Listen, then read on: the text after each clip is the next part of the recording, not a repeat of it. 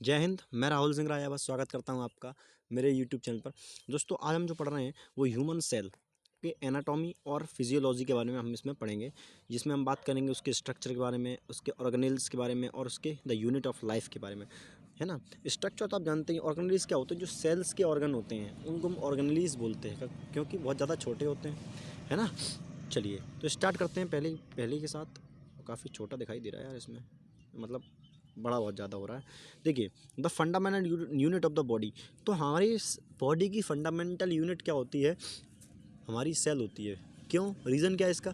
जैसे आप देखते हैं कि एक बहुत बड़ा जब मकान बनता है तो उसमें बहुत सारी छोटी छोटी ईंटों का प्रयोग करके एक बहुत बड़ा मकान बनाया जाता है।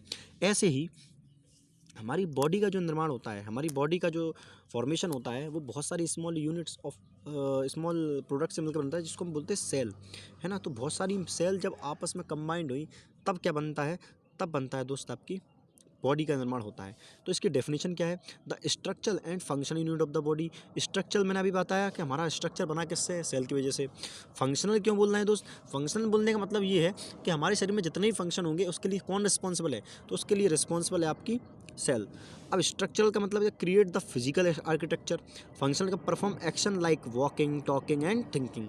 वॉकिंग, टॉकिंग एंड थिंकिंग, इसके लिए कौन रिस्पॉन्सिबल है? तो दोस्त आपकी सेल रिस्पॉन्सिबल है। इसकी हिस्ट्री की बात करूँ तो किसने डिस्कवर की थी? रॉबर्ट हुक ने 1665 में। लेकिन ये क्या थी? ये एक डेड सेल थी। ये क्या थी? एक डेड सेल थी। ऐसे ही मैं बात करूँ एक लिविंग सेल, जो कि एक बैक्टीरिया थी।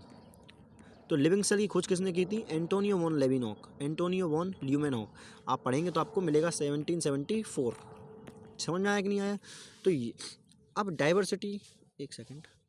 अब मैं डाइवर्सिटी की बात करूं तो सेल्स वेरी का मतलब यहाँ पर ये बोलने का मतलब है कि अलग अलग तरह की होती है। Significantly in form, size based on functions. तो सेल्स का जो साइज़ है, सेल्स के जो फंक्शन है, वो उसके फंक्शन के आधार पर अलग अलग हो सकते हैं। जैसे आप लीवर सेल देखेंगे तो लीवर सेल आपको इस प्रकार से दिखाई देगी, मेटाबॉलिज्म।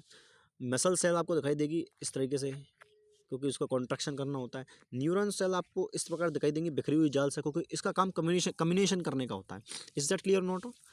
चलिए नेक्स्ट बात करूँ, क्लासिफिकेशन ऑफ सेल्स। तो cells are two types, prokaryotic cells and eukaryotic cells. Prokaryotic आइज बोल सकते हैं कि जो बहुत ज़्यादा किस प्रकार की सेलें होती हैं? ओल्डेस्ट सेल हैं। ये कैसी हैं? ओल्डेस्ट और प्रिमिटिव हैं, मतलब जो पूरी तरीके से विकसित नहीं हो पाई हैं, मतलब पूरी तरीके से फॉर्म नहीं हो पाई, उन्हें हम बोलते हैं primitive cells, prokaryotic cells. No true nuclear membrane. एक न्यूक्लियर मेम्ब्रेन के ऊपर नहीं पाते, मतलब इनका जो न्यूक्लियर होता है, मान को इनका न्यूक्लियस है, इस न्यूक्लियस के इस न्यूक्लियस के बाहर कोई मेम्ब्रेन देखने को नहीं मिलती, है ना। Genetic material is undefined. Genetic material इसमें क्या होता है? अनडिफाइंड, मतलब आप डीएनए और आरएनए आपस में मिक्स होते हैं। 70s एस राइबोसोम इसके अंदर पाया जाता है। इसके अंदर कौन सा राइबोसोम होता है? तो 70s एस राइबोसोम इसके अंदर पाया जाता है। वहीं मैं बात करूँ यूकैरियोटिक की, तो ये ट्रू होती है और एक तरह से क्या होती है? एडवांस सेल होती है। मल्टी सेलुलर ऑर्गेनिज्म में पाई जाती है, मतलब जिसके अंदर बहुत ज़्यादा सेल्स होंगी, उनके अंदर कौन सी सेल पाई जाएगी? यूकैरियोटिक सेल्स पाई जाएगी। इसका एक ट्रू न्यूक्लियर होता है, ट्रू न्यूक्लियर मेम्ब्रेन होती है, प्रेजेंट होती है। डिफाइन न्यूक्लियस, इसका एक न्यूक्लियस आप डिफाइन कर सकते हैं। देखो ये न्यूक्लियस दिखाई दे रहा है, इसके ऊपर आपको न्यूक्लियर मेम्ब्रेन दिखाई दे रही होगी।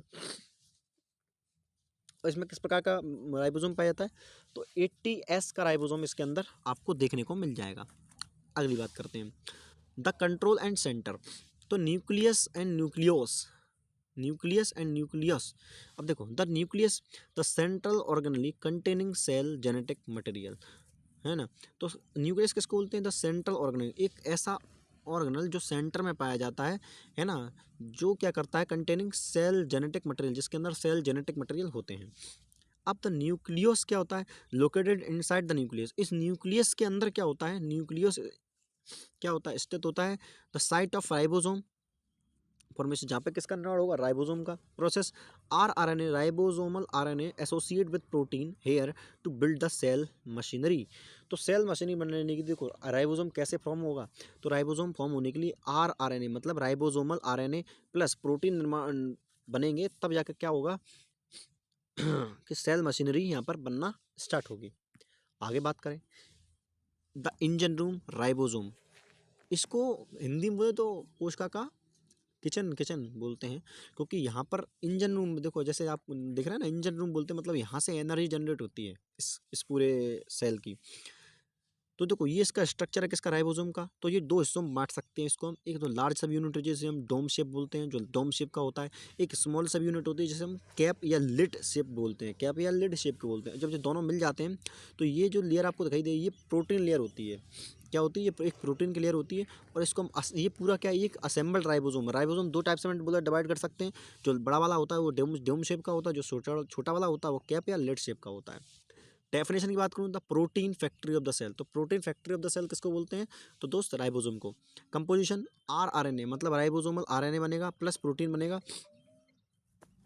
तब जाकर क्या बनता है आपका राइबोसोम का निर्माण होता है। समझ में आया कि नहीं आया। स्ट्रक्चर, स्ट्रक्चर की मैं बात करूँ तो two distinct subunit that locate together to process M R N A. तो मैंने आपको समझाया कि जो राइबोसोम है वो दो यूनिट से बनेगा। एक तो क्या होता है डोम शेप और दूसरा होता है लिड शेप। समझ में आया कि नहीं आया। चलिए बहुत बढ़िया, आगे देखेंगे राइबोसोम क्लासिफिकेशन। अब राइबोसोम का क्लासिफिकेशन दो टाइप से कर सकते हैं। एक तो होता है 70S राइबोसोम, एक होता है 80S राइबोसोम।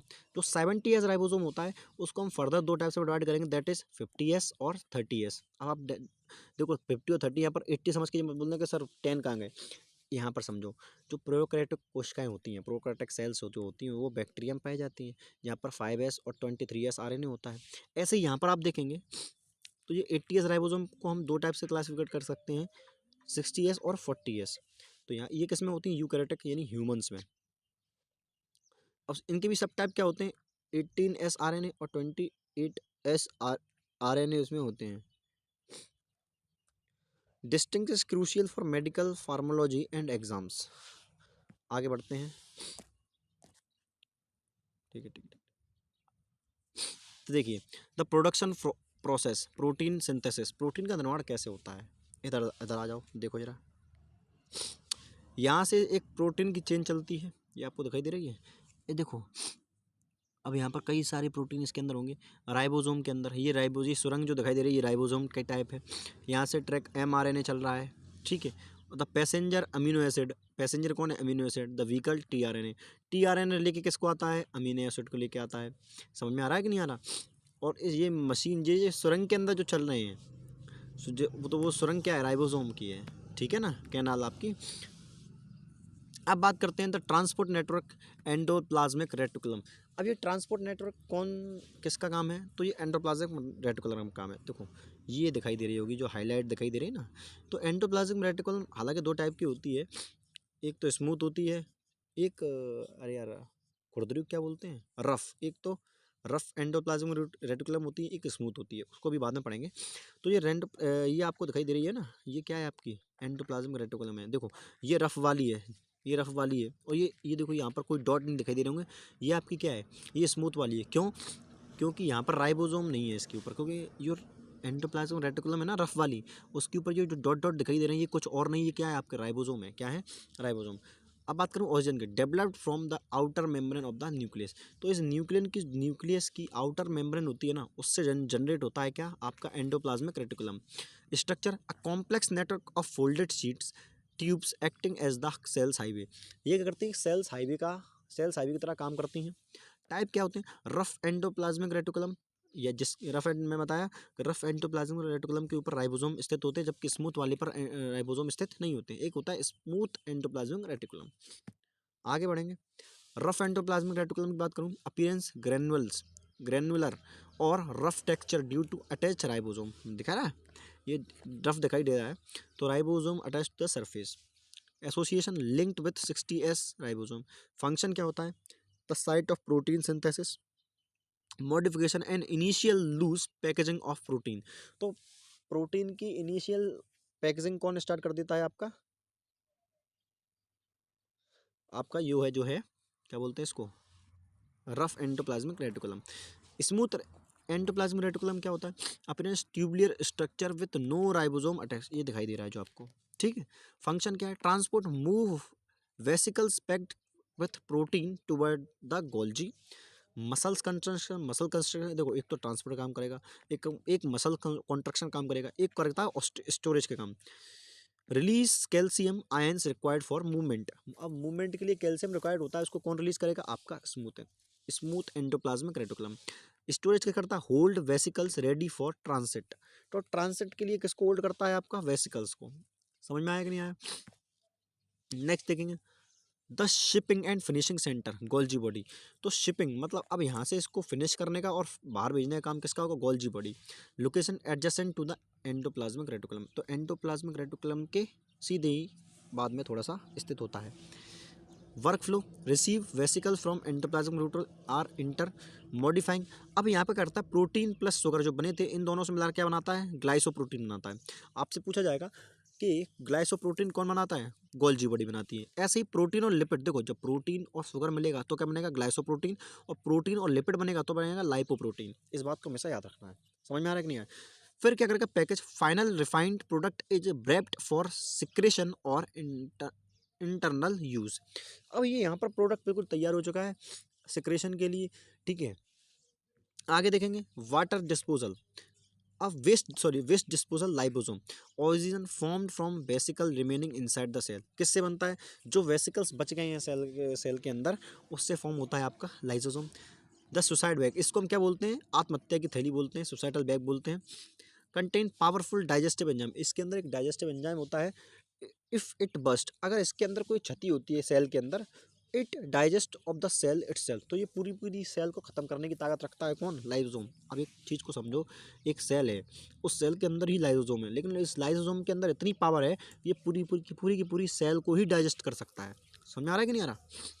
एंजाइम इंक्लूड, इसके अंदर न्यूक्लियस, प्रोटीज, कौन कौन से एंजाइम होते हैं, आप बोले सर न्यूक्लियस एंजाइम होता है, प्रोटीज एंजाइम होता है, लाइपेज होता है, ग्लाइसोडेज होता है, ग्लाइसोडाइज क्या बोलते हैं इसको, इतने सारे एंजाइम इसके अंदर पाए जाते हैं। आगे की बात करें, नेक्स्ट द बॉर्डर पेट्रल। अब हमारी बात करते हैं, ये जो सेल होती है इसके सबसे बाहर की स्ट्रक्चर की, इसको बोलते हैं plasma membrane. Integrated protein, phosphate lipid, integrated protein and lipid, ये कई सारी चीज़ों इसमें क्या बनता है स्ट्रक्चर।